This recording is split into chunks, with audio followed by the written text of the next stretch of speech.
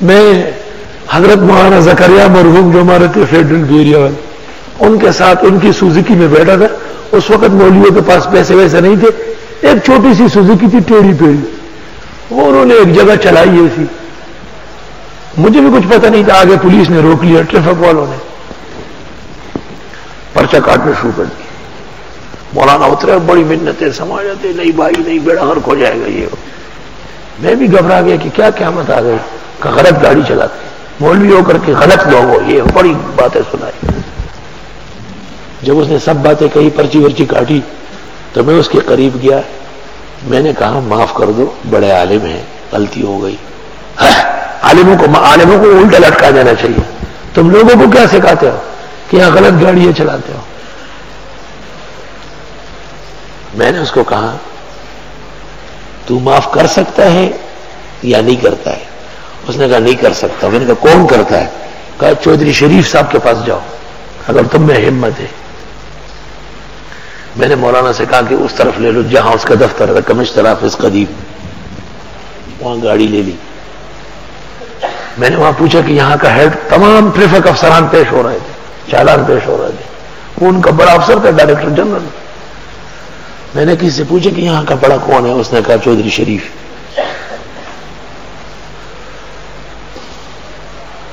میں نے اس کسی کو کہا کہ میرا کارڈ اندر لے جائے.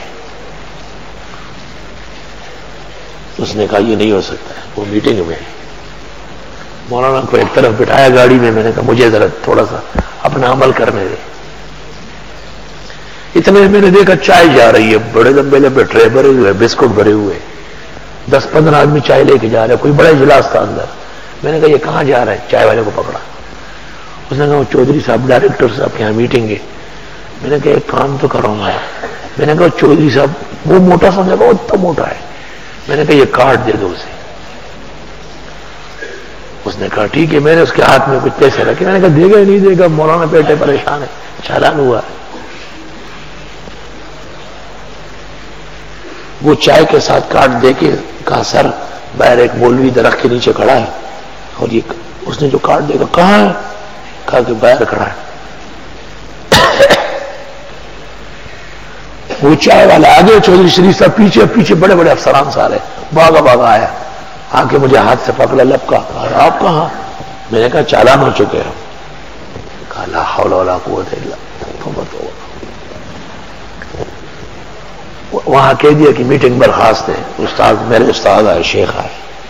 میں نے کہا میٹنگ کریں گے، میٹنگ ہوتی رہے گی، آپ روز تھوڑا یہاں آتے. خیر میرے ساتھ بیٹھ گئے، بات چیت کرنے لگے.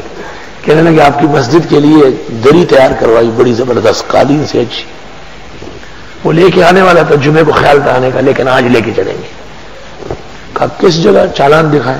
مولانا صاحب بلایا، بڑی عزت کی، کرسی پر بٹھایا، چالان دیکھا، گھنٹی بجائی. اپنے آدمی کو کہا جیل روڈ کے پاس ٹریفک افسران تمام گرفتار کر کے لے آؤ.